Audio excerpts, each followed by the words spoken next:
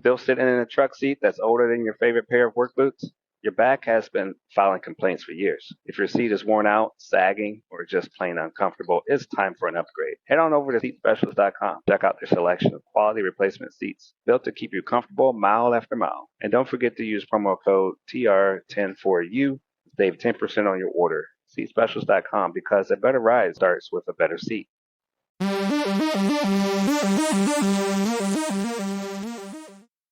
So welcome to That's Delivered, the podcast where we explore journeys of professionals making a difference in the transportation and logistics industry. I'm your host, Trucking Ray, and today we're joined by two incredible guests from Aladdin Capital Incorporated. Emily LeBreton, a marketing expert with a deep understanding of how to connect with trucking and transportation community, and Frank Wilson, he's the head of Aladdin's safety practice and a former Arizona State Trooper with 20 years of experience in law enforcement. Emily and Frank come from different professional backgrounds, but they share a common goal: helping truckers and fleet owners succeed. Emily drives the marketing efforts, making sure that the industry knows what Aladdin offers, while Frank works directly with carriers to ensure safety and compliance on the road.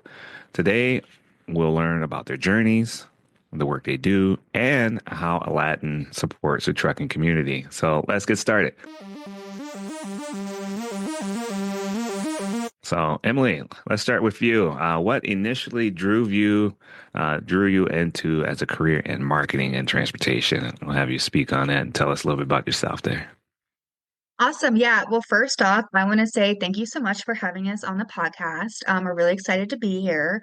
Yeah. So, how did I get started in marketing? So, kind of an interesting story. So, my dad's an accountant, and growing up, I was like, I just want to be just like my dad. I love business, I love how business works.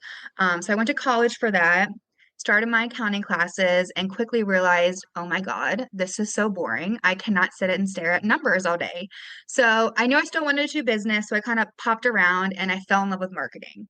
Like we get to have fun, still be in business, drive revenue, and help people at the end of the day.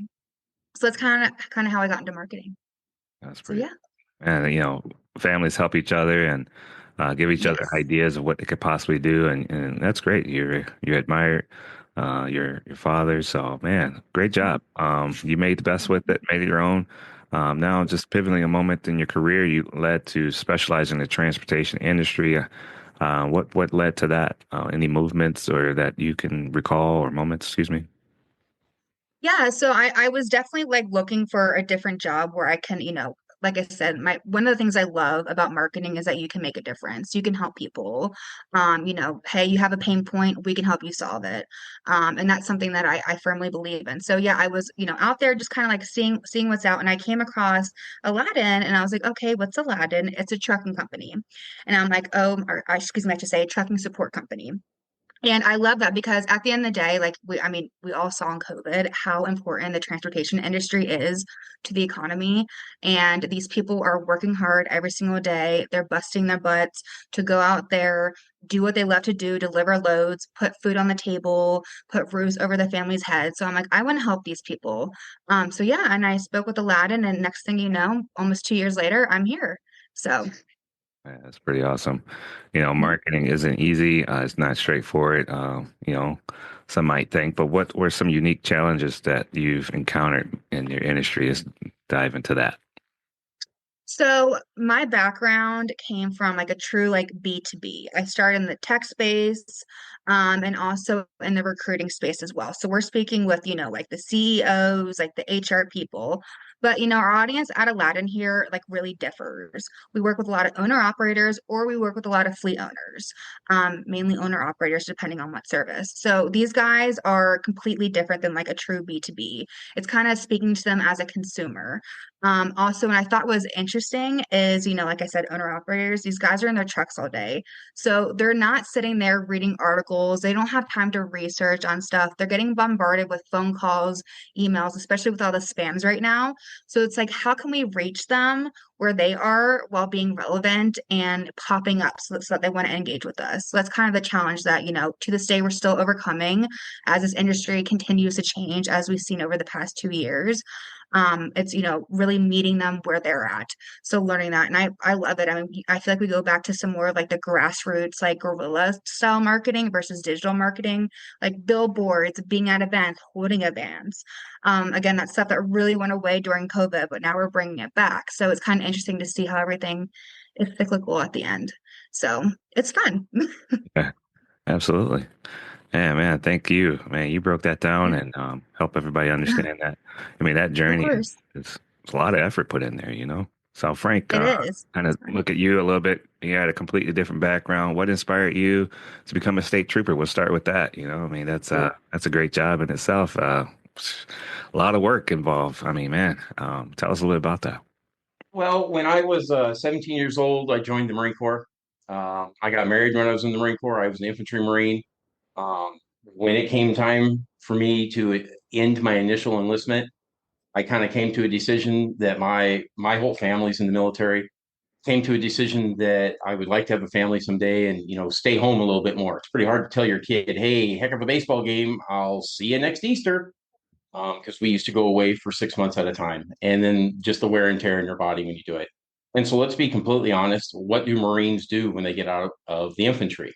I don't have a lot of skills that transfer to a civilian work environment other than, integrity, mission accomplishment, all these other things that are great, but you don't have any letters after your name.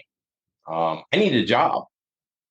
And so I started to pursue law enforcement, looked around, started to go to college, was taking 26 credit hours. I was going to take a dual major. And luckily, the Highway Patrol said, "Hey, we kind of like it. It felt like a good fit. You get to kind of be on your own. You get to work in a variety of environments and do all kinds of different things." And so I joined the Arizona Highway Patrol and I stayed there for 20 years. During my career, I stayed on the road the entire time. I had no urge to go into chasing felons, I had no urge to do super high end criminal investigations. I just wanted to go ahead and stop people that were driving unsafely on the roadway. I wanted to interdict narcotics. I wanted to investigate big giant collisions where people were seriously injured. I started to notice that there are a bunch of these big trucks driving around, and heaven forbid, when they're involved in collisions, people got hurt.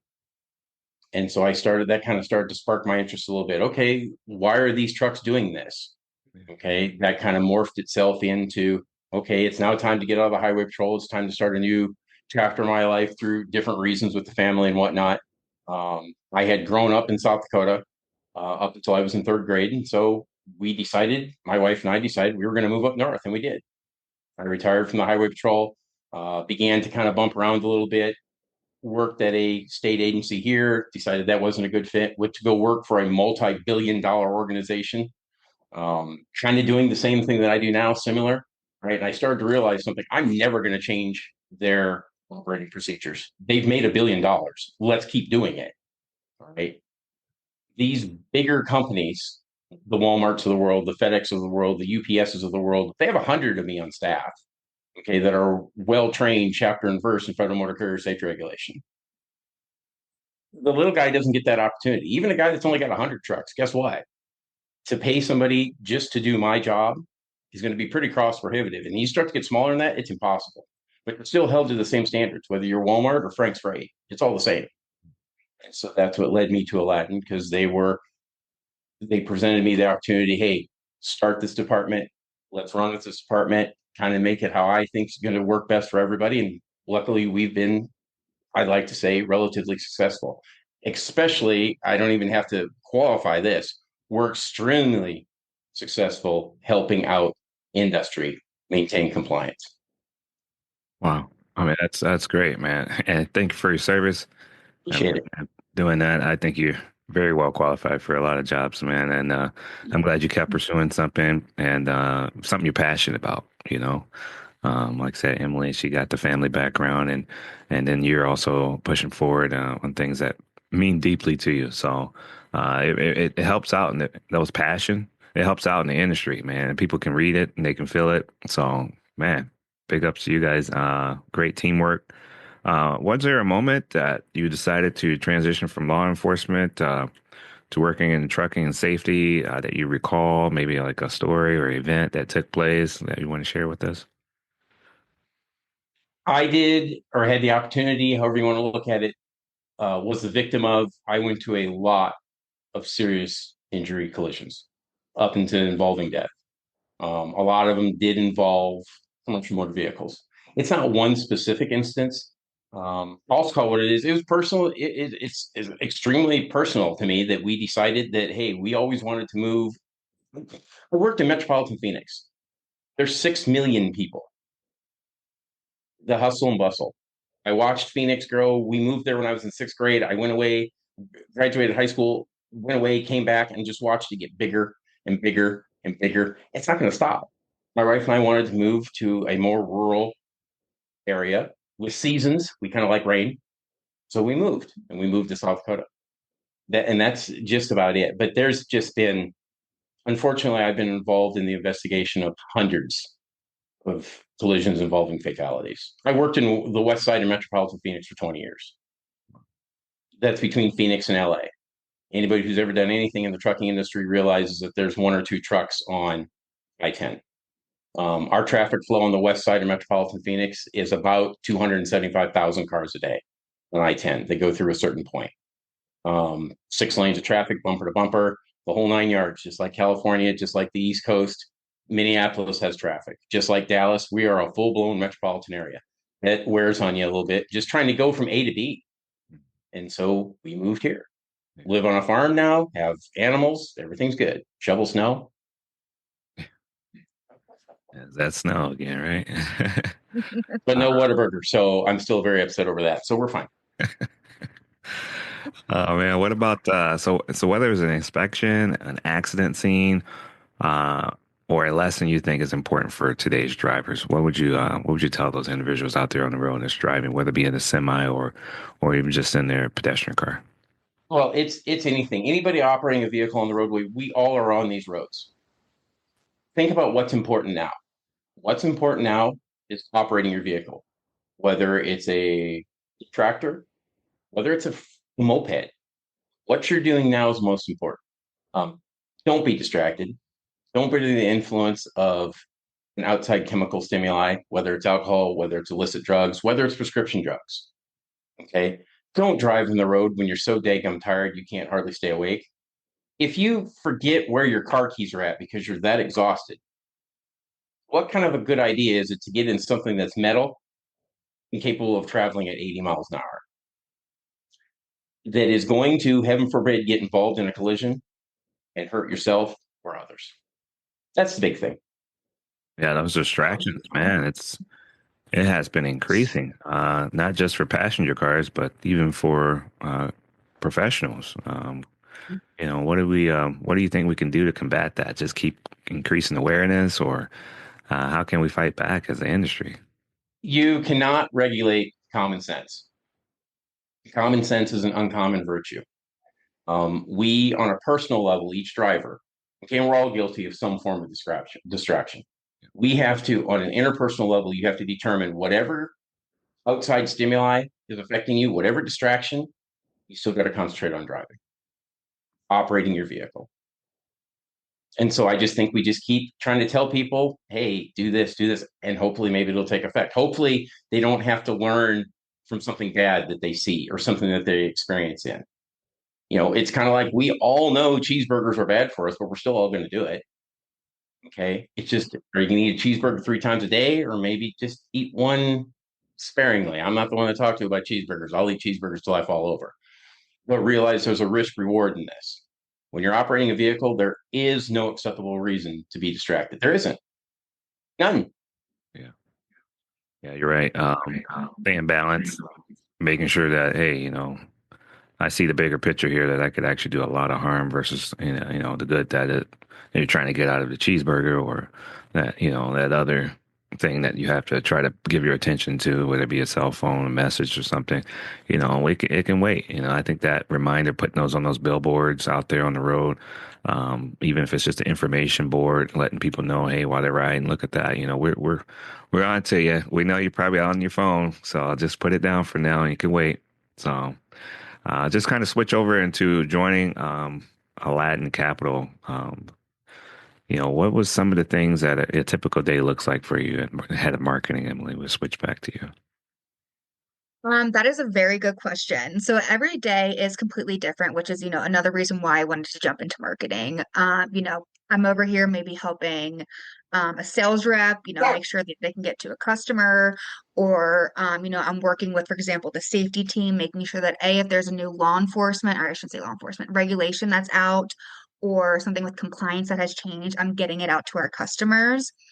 And then maybe on the factoring side, if anything changes on our end with our software saying, hey, here are these changes. So making sure that the customer and client experience is seamless and best as possible on that end. And then also, making sure I'm doing what I can for all the departments to help them bring on new customers, get the brand awareness out there, get, Aladdin in front of people's minds. So if they say, hey, I need help with, getting my invoices paid. I need help with my compliance. I need a new truck. Who am I going to think of? Aladdin. So every day is completely different. I have, today's like great. I have the opportunity to talk to you today. And tomorrow I may have some meetings. And then Wednesdays I may be heads down on some digital marketing stuff. And it looks different, which is awesome. It's really project based, but it all goes towards one big goal of, just helping truckers better operate their business. And, you know, yeah. Yeah, you got a great personality, real bubbly Oh, thank personality. you. And I saw you at the truck Thank show. you. Yeah, Yes. it was good Yes. to be able to connect with you. So yeah, this is Yeah, I was so excited when you came. I was so honored. yeah, man, my honor's all mine. So yeah, I think about Aladdin Capital Service and the impact. Far from those who might not be, those who are not familiar with Aladdin Capital, does the trucking and transportation business kind of look for your services, or you kind of go out there and just hit the ground running? For those who may not be familiar, how can you help them break into what your services you provide? Yeah. So basically, I mean, we're super, I should say easily to access like through our website and everything. But the services that we provide are, financial and compliance support. So if you're like, hey, I need help with getting my invoices paid, I need help making sure that cash is flowing through my business, or yeah, flowing through my business, we have factoring. So I don't know if your audience knows what factoring is, or if you want me to break that down, Yeah, break but it down basic. for Okay, yeah, basically it's, I'm a trucker, I haul my load. Once I deliver my load, I send the proof of, delivery to my factoring company. They approve it. They say this is awesome. We send you the money within 24 hours. And then we take that invoice, we invoice your customer. So we handle the collections on that end, and then you're on your merry way.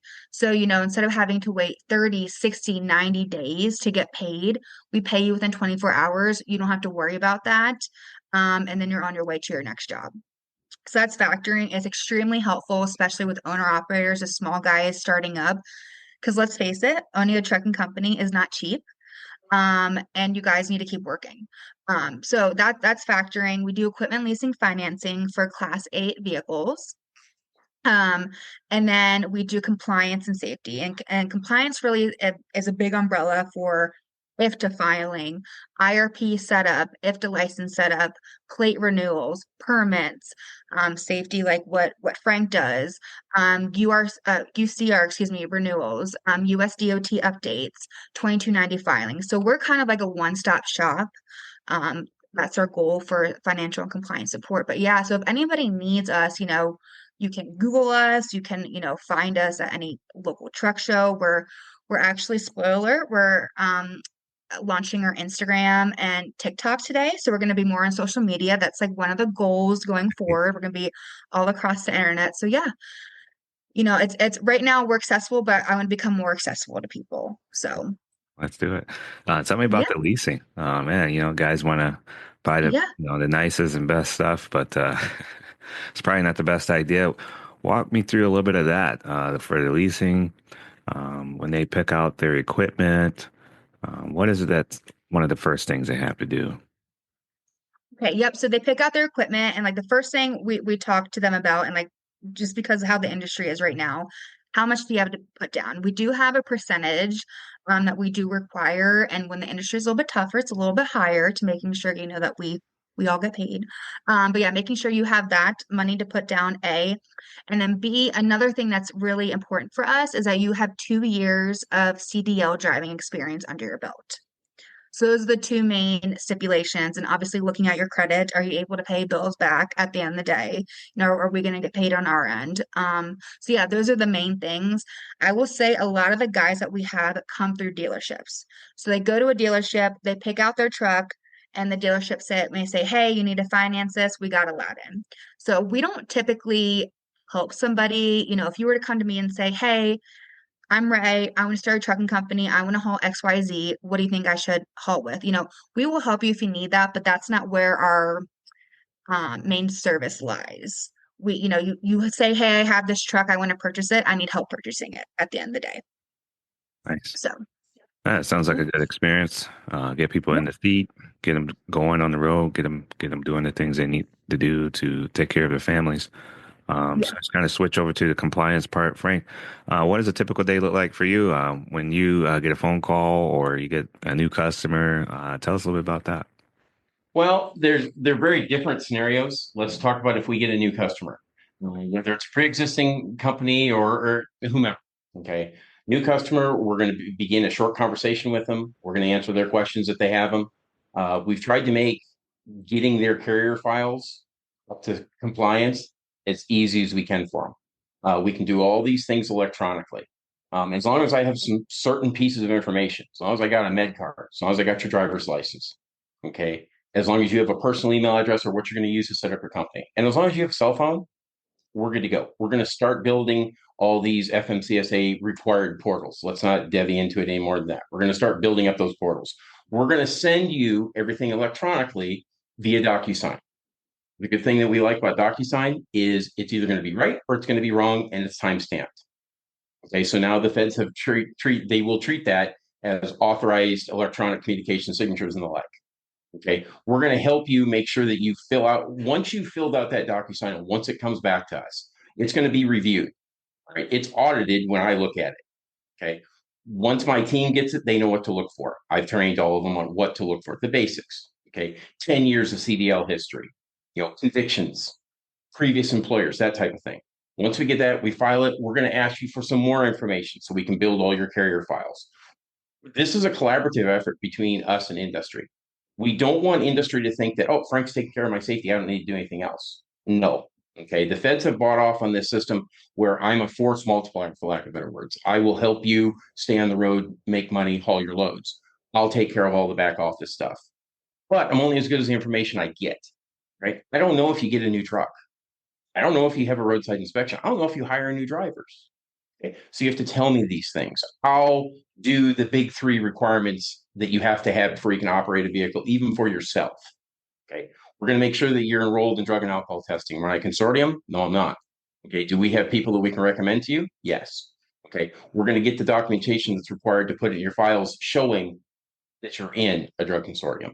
We're going to conduct that pre-employment clearinghouse query. We're going to conduct that pre-employment driving license history. We're going to put those into your files. Yearly, those have to be updated at a mere minimum, your clearinghouse or NVR. Okay. You're going to continue to send me documentation that I ask for. Right. So I do spend a lot of my day helping out new industry doing that, making sure that they get that initial stuff set up. Okay. Another huge bunch of people that I talk to is when they get audited. It does appear that I have a large amount of clients who like to call me on Friday when their audits due Monday. All right. Or that's nothing. Okay. Or their audit was due the 6th and they're calling me on the 7th. Okay. Now we get into a different animal completely with the feds. Okay. It's kind of like mom. If you ignored her, mom's going to get really mad at you. Okay. When they get mad at you, guess what? You're still going to turn in what they originally wanted.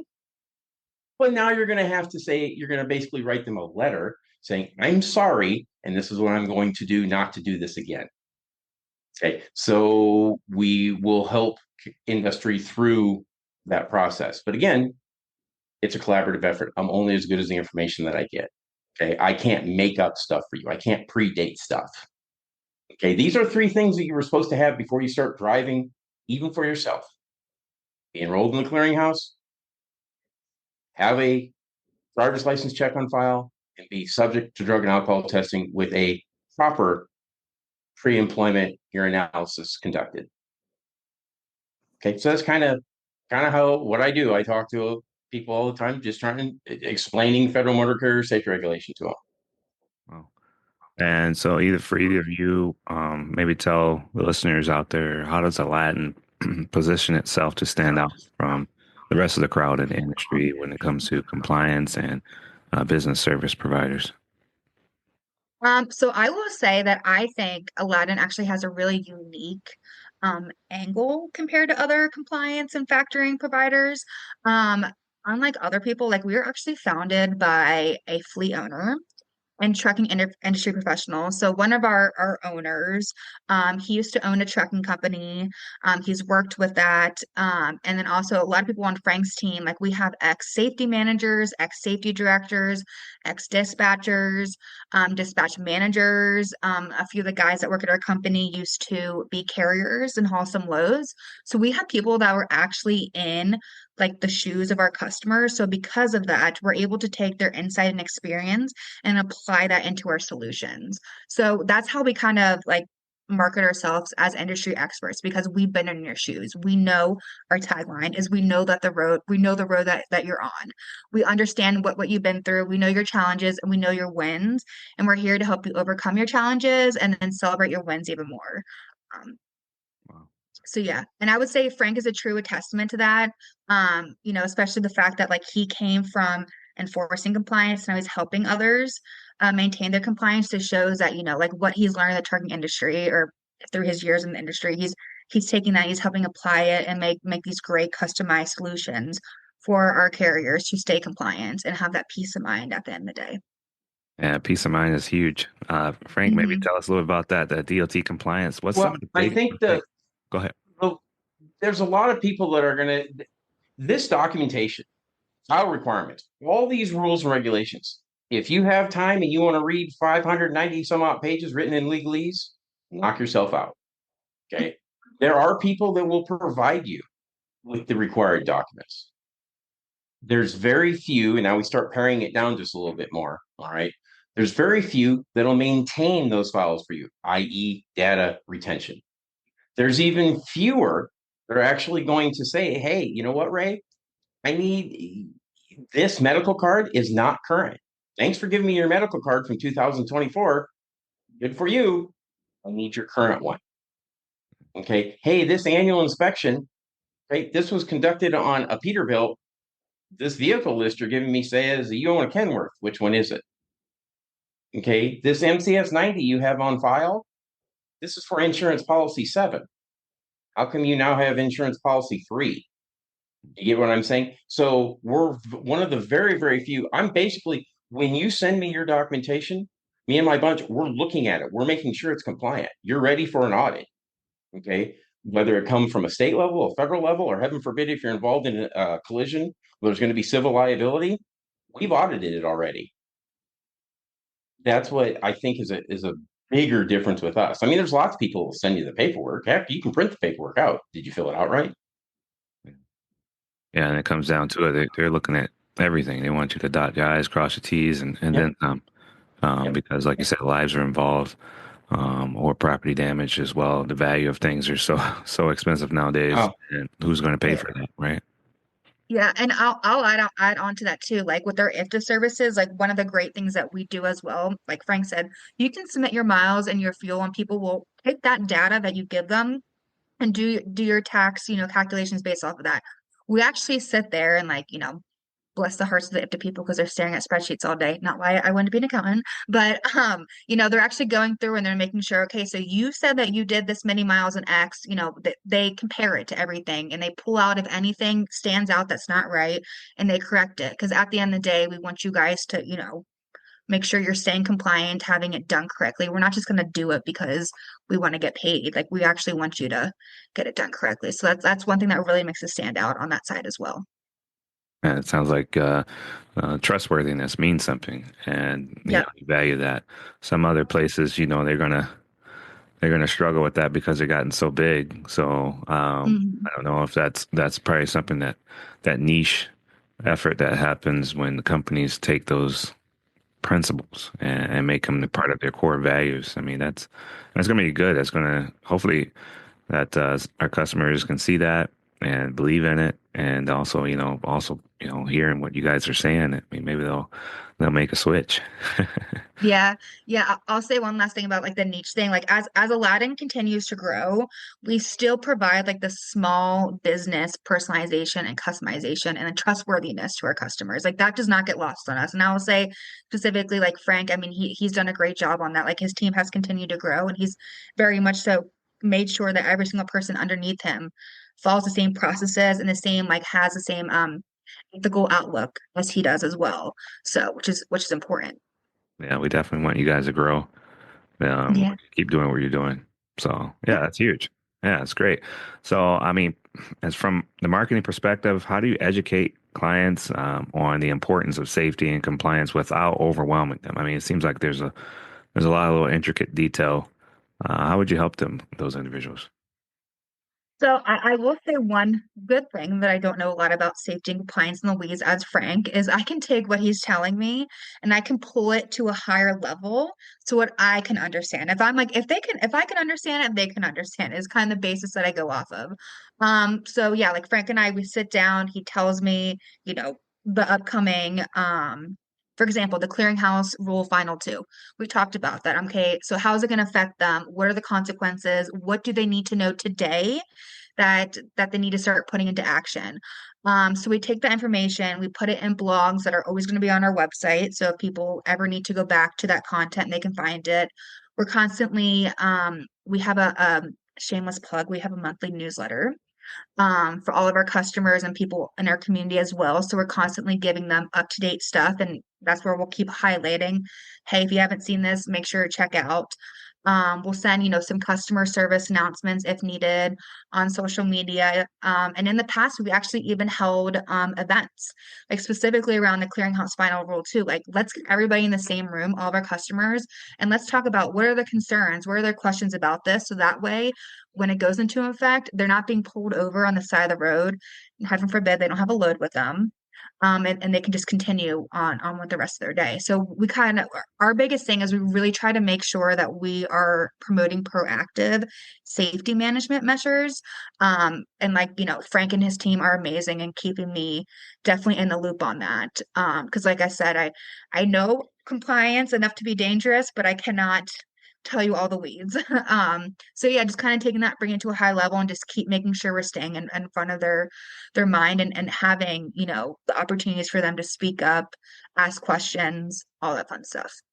Nice. I say, Frank, what about trucking companies looking to improve their safety ratings? I know it's hard to even approve or improve reviews for companies. What are some practical tips that they could take for now, maybe even in the future, to help them get better ratings? Well, there's two schools to this. Okay, let's call it what it is. You've been in the industry for a little while. You've received your review. Okay, not your new entrant. We're talking about an audit. Okay, and you've received a conditional rating. Okay, is that what you're kind of talking about? Yeah, yeah. Okay, you're not going to improve. Let's call it what it is. You are not going to improve a conditional rating until you're audited again.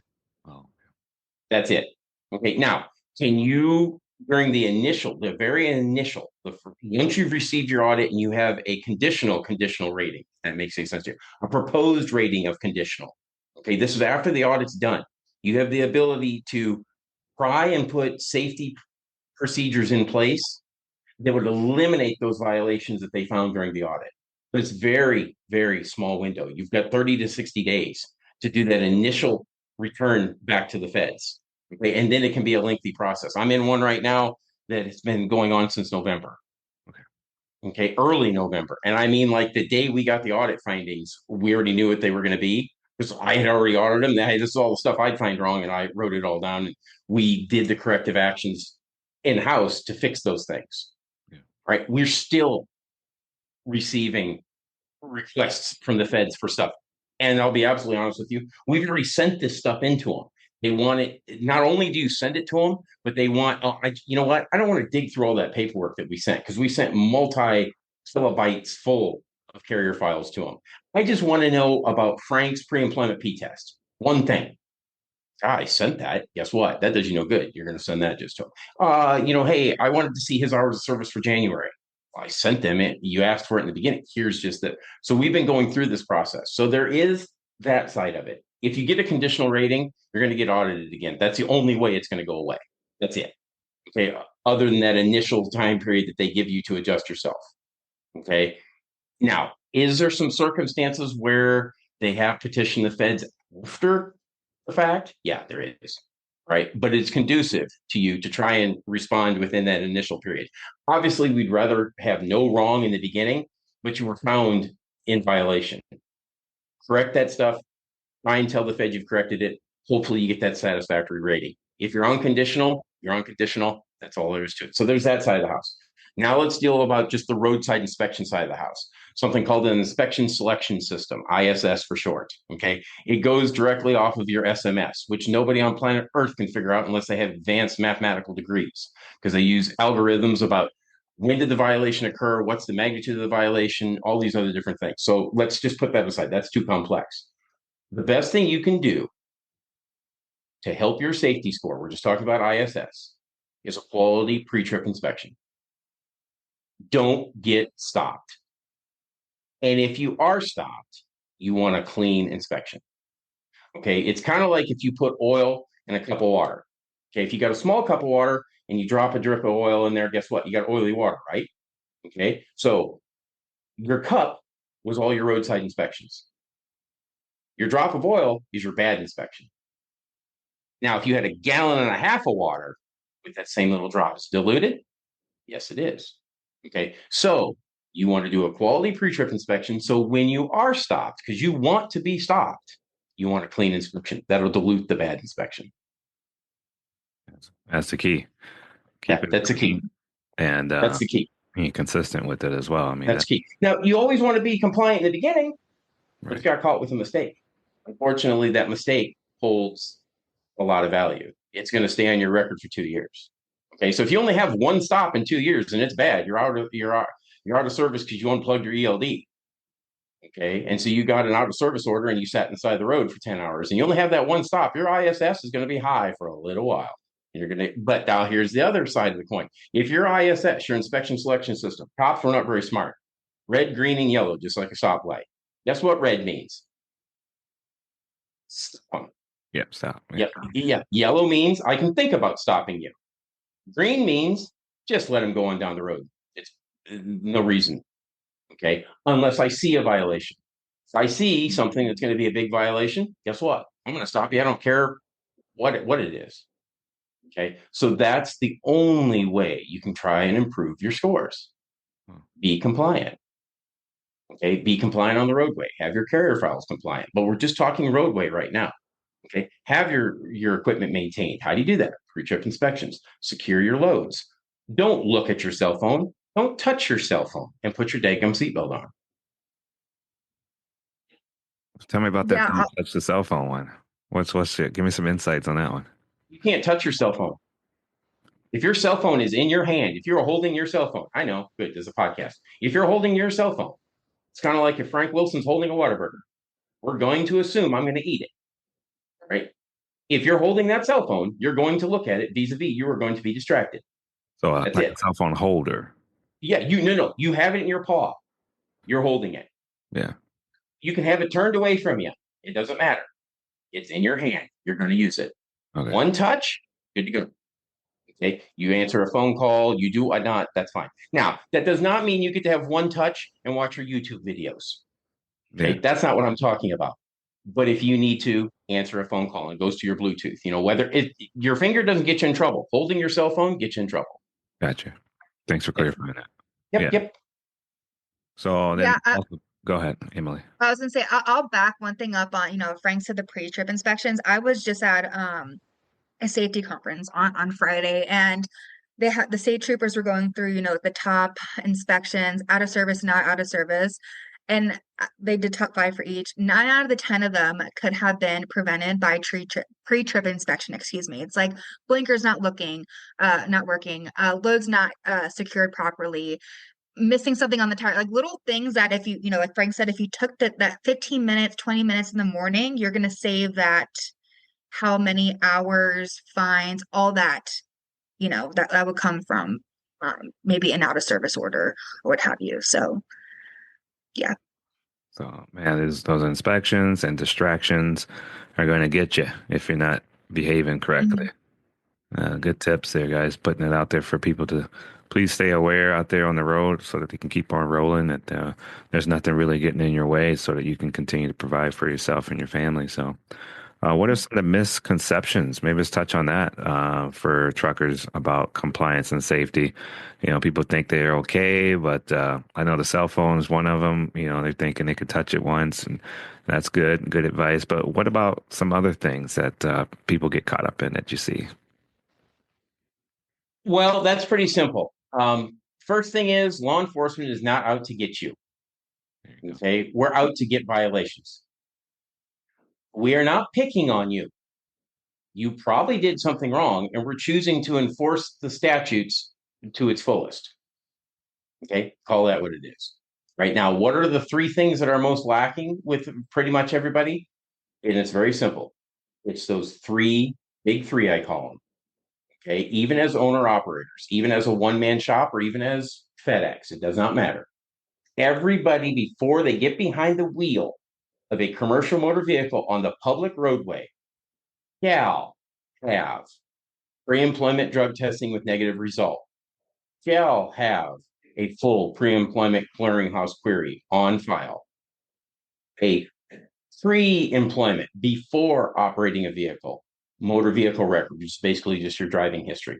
In law enforcement, we can pull up your driver's license status. You, me, Emily, we don't have that ability. So we have the ability to run an MVR that queries those state databases that have all your previous violations in them. And that's the only way you really know if your driver's license is valid or not. Even your own. You don't know. They could have hit the wrong button and said that you got caught driving at Daytona International Speedway the wrong direction and you received 87 tickets. You didn't know this. Okay. If that's what the record shows, that's what the record shows. That's what law enforcement's going to see on the side of the road. Is there any way to clear some of that stuff up? If it is an erroneous violation, yes, then you contact the issuing agency or your state driver's license issuing agency. That's from a motor vehicle side of the house, right?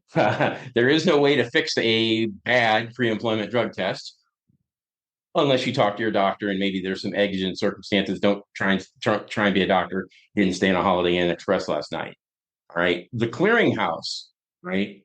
That is very easy. And there is a policy, there's procedures that the feds talk about how you clear up erroneous drug and alcohol violations that were put in there. For one thing, whoever entered that information in Frank's clearinghouse account, you have to show proof.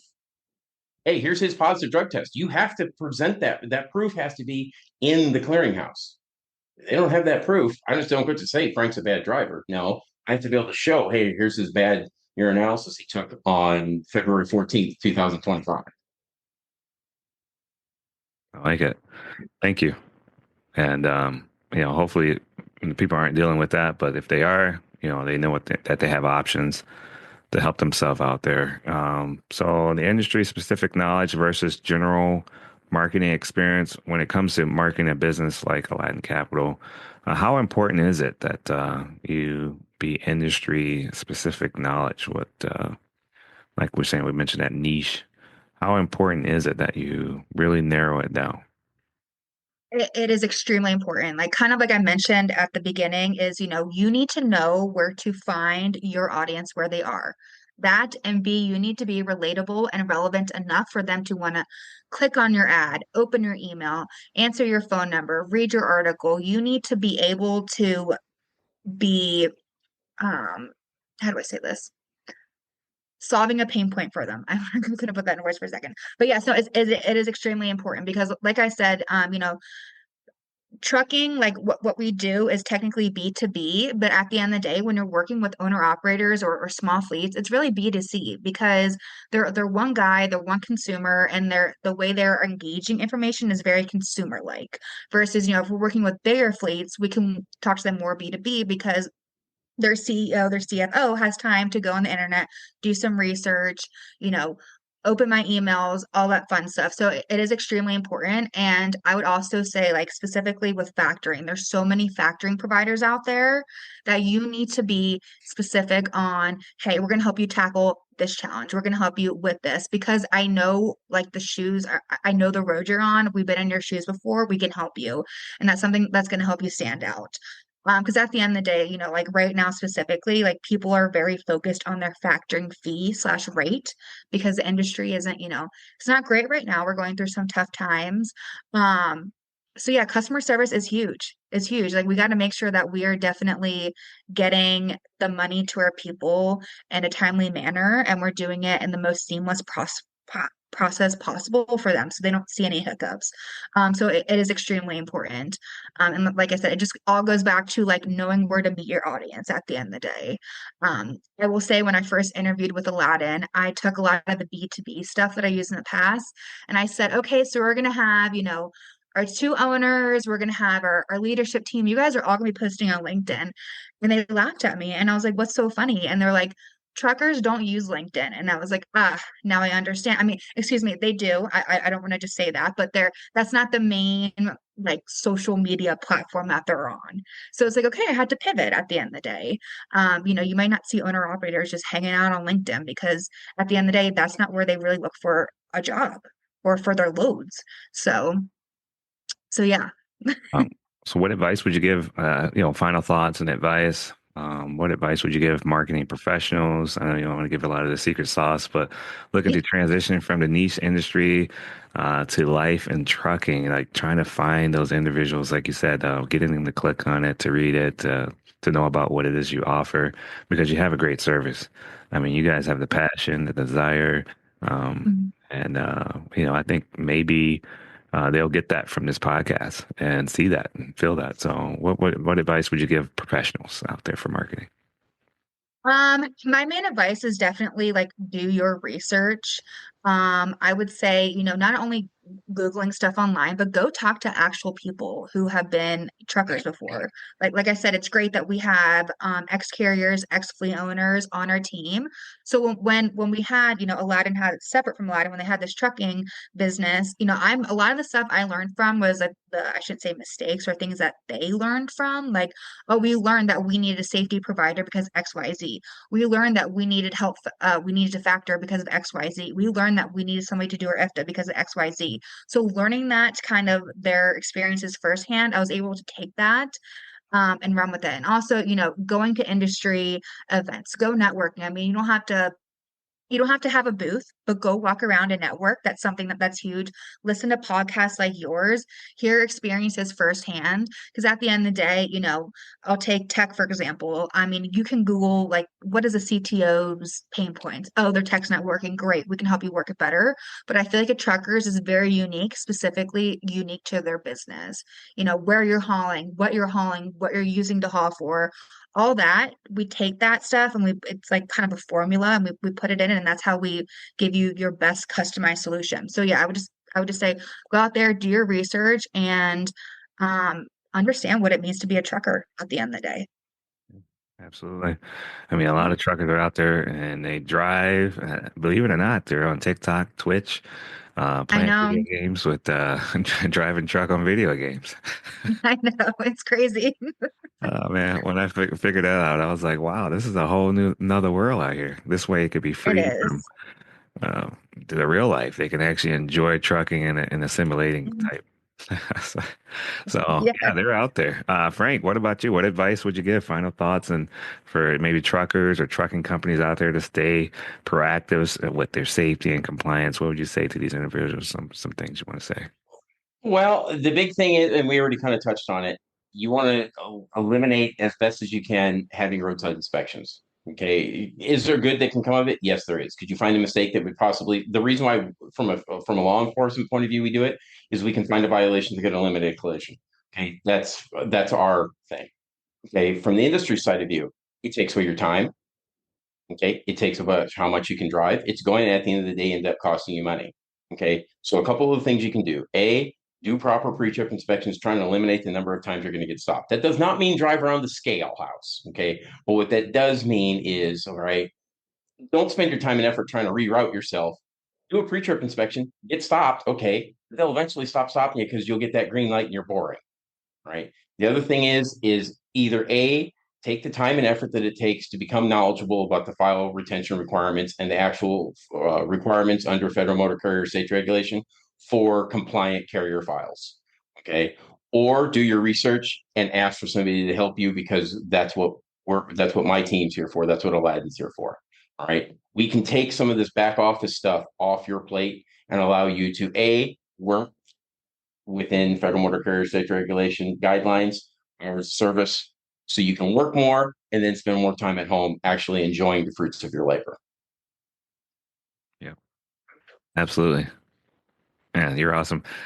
So before we wrap it up, where can listeners go to learn more about Aladdin Capital and services you offer? I know you have a website, but want to put it out there, what they should look for or where they should go?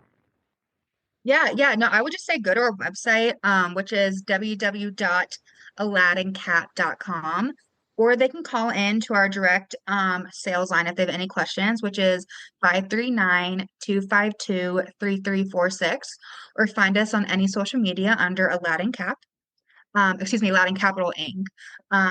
So yeah, they can find us on those different avenues, and yeah. All right.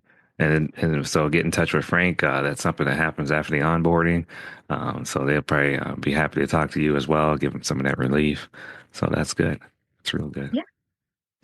All right. Well, we got it. We got it done. We got some good information out there. I know it was kind of hectic getting it going here, but we did it. And that's another testament to about you guys as well, your determination. I can see that, and I'm hoping for great things in the future. And if anybody is out there looking for a great team to be behind them, I think you guys are the ones that emulate that. So I'm glad I ran into you guys. So appreciate it, Emily and Frank, both of you for sharing your thoughts and insights. It's clear that marketing and safety go hand in hand when it comes to running a essential trucking business.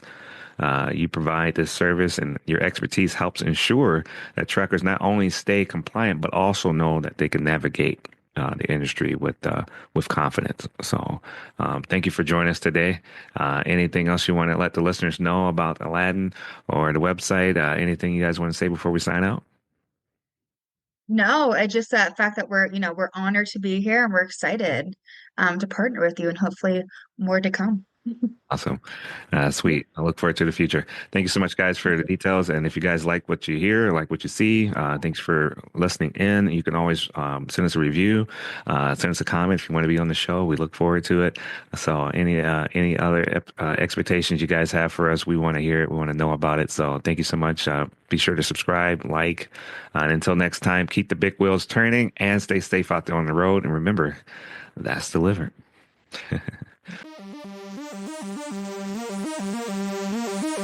Are you a trucker looking for a safe and reliable place to park? Look no further than Truck Parking Club. With locations across the country, we've got the perfect spot waiting for you, whether it's daily or long-term parking. And right now, use promo code DELIVERED at checkout for an exclusive discount. Reserve your spot today at truckparkingclub.com and drive stress-free, knowing your parking is covered.